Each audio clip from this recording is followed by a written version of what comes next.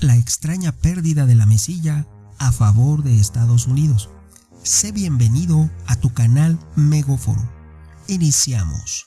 En tiempos de paz, cuando Estados Unidos se encontraba pagando los gastos de la guerra con México, cuando la opinión pública norteamericana estaba muy feliz por haber encontrado oro en California, y lo que todos en ese momento deseaban en Estados Unidos era que el ferrocarril llegara de costa a costa, y clamaban por mayor protección y seguridad para las cientos de caravanas y miles de colonos que poblaban los nuevos territorios, que llegaban a esas nuevas tierras y querían disfrutar de la fiebre del oro en California. Así las cosas, en ciudades como Nueva York o Washington, nadie se acordaba ya de México, nadie los tenía presentes. Ya habían pasado 5 años desde la firma del Tratado Guadalupe Hidalgo entre el representante del presidente Jens Knock Polk y el presidente de la Suprema Corte de Justicia de México, Manuel de la Peña y Peña, que fue obligado a firmar porque Santa Anna se llevó al ejército, rindió la Ciudad de México, y sin defensa, Manuel de la Peña y Peña, sin nadie que lo defendiera, firmó ese tratado. En Estados Unidos, a 5 años de esos hechos, nadie le importaba ni se acordaba ya de México. En esos momentos, para los ciudadanos norteamericanos, las guerras indias eran muy importantes. Según una estimación hecha en 1894 por la Oficina del Censo de los Estados Unidos, se calcula que durante los 40 años que duraron las guerras indias, que fue desde la independencia misma de Estados Unidos, 1775, inmediatamente cuando se independiza Estados Unidos, cuadruplica su territorio, quitándoselo a los indios, y ya desde ese momento hasta 1890, ellos, con sus guerras indias, exterminaron 370,000 indígenas a manos del ejército norteamericano y sus colonos, según censo de la propia oficina del gobierno de Estados Unidos, según estimación de ellos mismos en 1894. Se calcula que en realidad murieron lo doble de lo que ellos aceptan y está en los registros de la oficina de su censo. ¿De qué manera podría importarles ahora México cuando ellos se encontraban realizando la mayor limpieza étnica de la historia de Estados Unidos?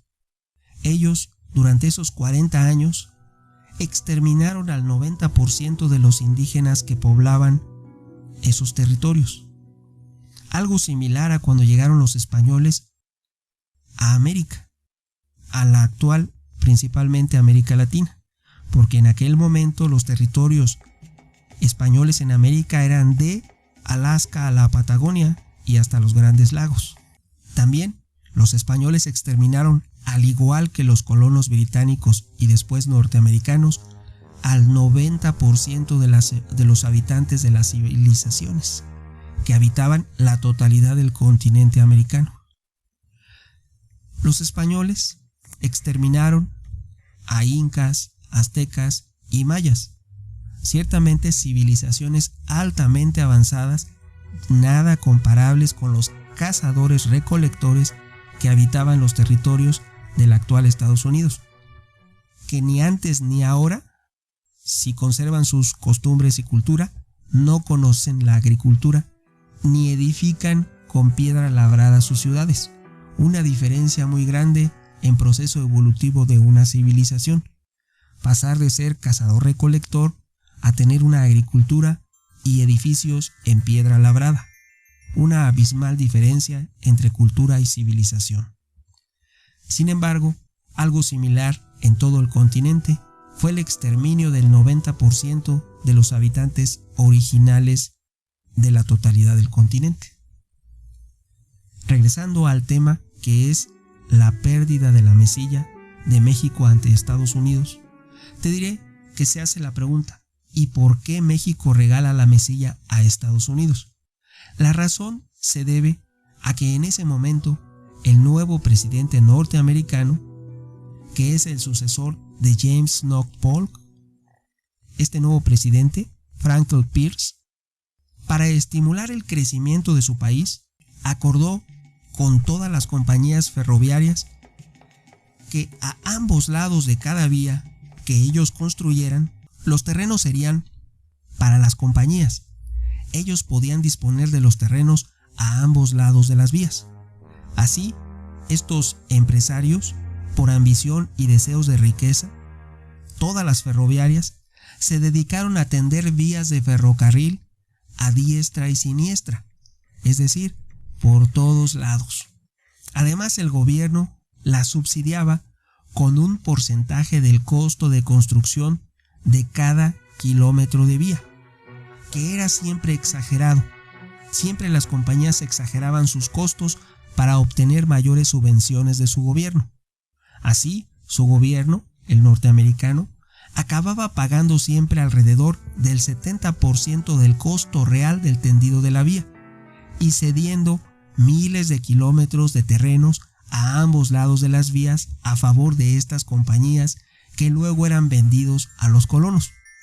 Ciertamente, eso generó un increíble desarrollo en Estados Unidos y una increíble transformación hacia la modernidad. Como es claro, en Estados Unidos estaban ocupados en extraer oro de California, en tender vías de ferrocarril y en exterminar 370,000 indios. Y también cazar a millones de búfalos, que en ese momento eran millones, en las planicies norteamericanas. Ningún colono o ciudadano en Estados Unidos pensaba en México. Nuestro país, México, era lo que menos les importaba. Ellos estaban ocupados en lo que les comenté, en el oro de California, en tender vías de ferrocarril, en exterminar indios y en matar búfalos. México no era prioridad para ningún ciudadano o colono norteamericano. Así las cosas, las empresas ferrocarrileras de Estados Unidos vieron que en México habían nombrado, de manera inexplicable para ellos, habían nombrado otra vez como presidente a Antonio López de Santa Anna. Este era su mandato 11 como presidente. Recordemos que este individuo siempre había cedido todo a favor de Estados Unidos. Así, con la ayuda del presidente Franklin Pierce, las compañías ferroviarias, cabildeando con el embajador de Estados Unidos en México, con apoyo de su presidente, enviaron una comisión a negociar a México. Esta comisión fue recibida con honores de jefe de Estado y se les brindó una gran recepción en Palacio Nacional. Y se dice que fue al calor de las copas de vino que Santa Anna, de manera personal, de mutuo propio, de manera unilateral, acordó la simulación de la venta de la mesilla. Aquí te haré un paréntesis para aclarar el por qué creo que Santa Anna es un traidor. Te pondré un ejemplo. Es como si tú contratas un guardaespaldas que dice que te defenderá y simula defenderte. ¿Por qué simula defenderte el guardaespaldas que tú contratas?